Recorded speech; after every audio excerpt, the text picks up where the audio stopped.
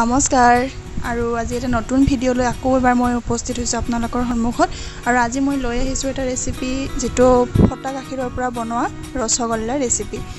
এয়া চাওক মই বনোৱা ৰসগোল্লা কেইটা আৰু এইখিনি ফটা গাখীৰৰ পৰা মই বনাইছোঁ।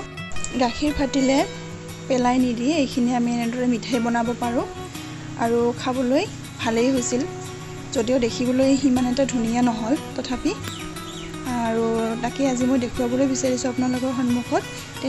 তেন্তে পলম নকৰি আহকচোন চাওক ৰসগোল্লা কেইটা কেনেকৈ বনালোঁ। এয়া বাচনটোত যিমানখিনি গাখীৰ আছিল গোটেইখিনি যিহেতু ফাটিছিলে আৰু মই ভালকৈ ফটাবৰ কাৰণে তাতে দুটোপাল নেমুৰ ৰস দি গৰম কৰিলোঁ আৰু এনেকুৱা এখন পাতল কাপোৰত মই গোটেই গাখীৰখিনি দি দিলোঁ ঢালি দি এতিয়া মই সেইখিনি অতিৰিক্ত পানীখিনি এনেদৰে টুকি পেলালোঁ। আপোনালোকে পাতল যিকোনো কাপোৰ ল'ব পাৰে। এতিয়া মই এইখিনিৰ পৰা নেমুৰ গন্ধ যদি থাকে সেইখিনি আঁতৰাবৰ কাৰণে ঠাণ্ডা পানীৰে ভালকৈ ধুই ল'ম। ধুই লৈ মই এইখিনি আধা ঘণ্টাৰ বাবে অতিৰিক্ত পানী যিখিনি আছে গোটেইখিনি যাতে সৰি যায় তেনেকৈ বান্ধি থৈ দিলোঁ আৰু আধা ঘণ্টাৰ পাছত চাওকচোন এইখিনি এনেকৈ ওলাই পৰিল চানাখিনি আৰু এই গোটেই চানাখিনি এতিয়া মই হাতেৰে একদম মিহিকৈ মাৰি ল'ম আৰু তাৰ আগতে মই ইয়াত 2 চামুচ ময়দা মিহলাই লৈছোঁ আৰু ময়দা 2 চামুচ মিহলাই লৈ মই এবাৰ হাতেৰে গোটেইখিনি একদম মিহিকৈ মাৰি ল'বলৈ চেষ্টা কৰিছোঁ।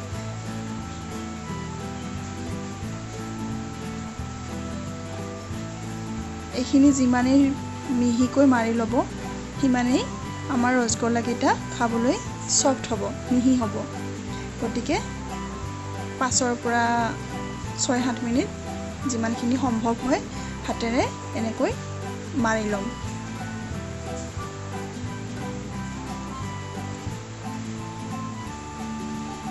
এতিয়া মই ইয়াত 1 চামুচ ৰিফাইন তেলত মিহলি কৰি ল'লোঁ আৰু ৰিফাইন তেল দিলে এইখিনি মাৰিবলৈ যথেষ্টখিনি সুবিধা হ'ব। এতিয়া মই এইখিনি যিমান পাৰোঁ মিহিকৈ মাৰি ল'বলৈ চেষ্টা কৰিছোঁ।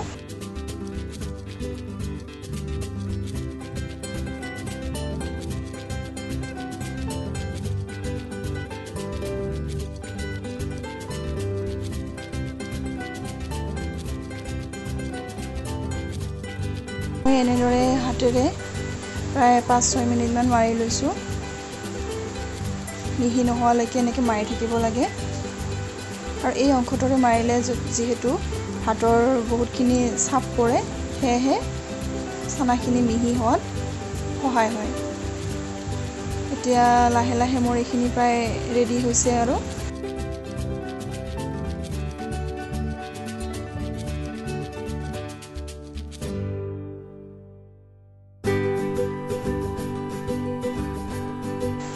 গাখীৰখিনি ফাটিলে এনেই পেলাই দিয়াতকৈ আমি ঘৰতে এনেকৈ মিঠাই বনাই খাব পাৰোঁ। এতিয়া মই এইখিনিৰ পৰা সৰু সৰুকৈ কেইটামান গোল বনাই লৈছোঁ। ইচ্ছা কৰিলে ডাঙৰো কৰিব পাৰিলোঁ হয়।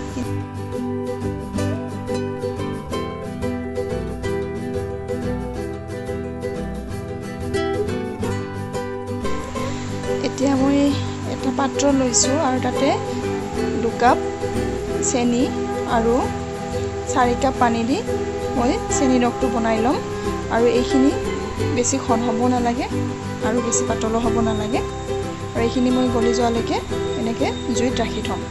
তাতে মই সুগন্ধি ওলাবৰ বাবে ইলাচি কেইটামান থেতেলিয়াই দিছোঁ আৰু এইখিনি চেনি গলি যোৱালৈকে এনেদৰে লৰাই থাকিম।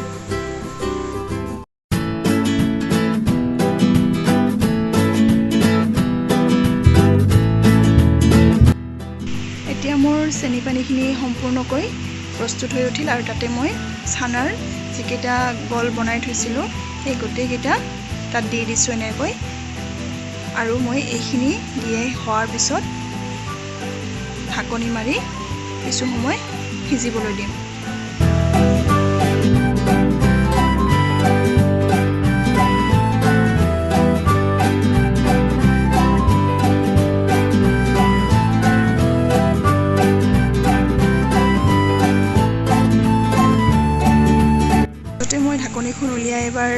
চালোঁ, দেখিলোঁ যে চাইজখিনি আগতকৈ অকণমান ডাঙৰ হৈছে, মানে ফুলি উঠিছে।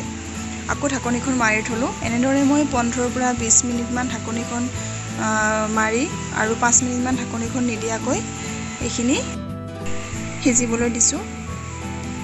আৰু মোৰ মিঠাইকেইটা এতিয়া সিজিছেনে নাই সেইটো চাবৰ কাৰণে মই এটা পৰীক্ষা কৰিম।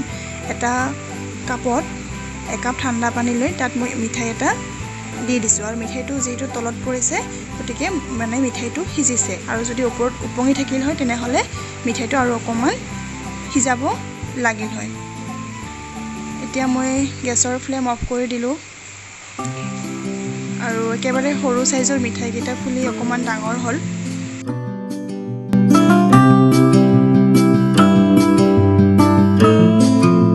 আৰু কেতিয়াবা আপোনালোকেও এনেদৰে ফটা গাখীৰৰ পৰা মিঠাই বনাই খাবচোন, খাবলৈ কিন্তু ভালেই হৈছিল। এতিয়া মই প্ৰায় এবাটি মিঠাই লৈ লৈছোঁ বাতিটোত। এবাটি হৈছে মোৰ মিঠাইকেইটাৰে, আৰু এইখিনি এতিয়া মই লাহেকৈ ঘৰৰে চবকে বিলাই দিছোঁ আৰু নিজেও খাই লৈছোঁ। মিঠাইকেইটা কিন্তু খুব চফ্ট হৈছে, চাওক চামুচেৰে দিয়াৰ লগে লগে ভাঙি গ'ল, আৰু মাজৰখিনিও ধুনীয়াকৈ সিজিছে। এয়া মই দেখুৱাইছোঁ, মাজৰখিনি ধুনীয়াকৈ সিজি গৈছে। আপোনালোকে এনেদৰে মিঠাই বনাই খাবচোন। তেতিয়ালৈকে মই আকৌ এটা নতুন ভিডিঅ' লৈ আপোনালোকৰ সন্মুখত উপস্থিত হ'ম। তেনেহ'লে আজিলৈ বিদায় মাগিছোঁ। ধন্যবাদ।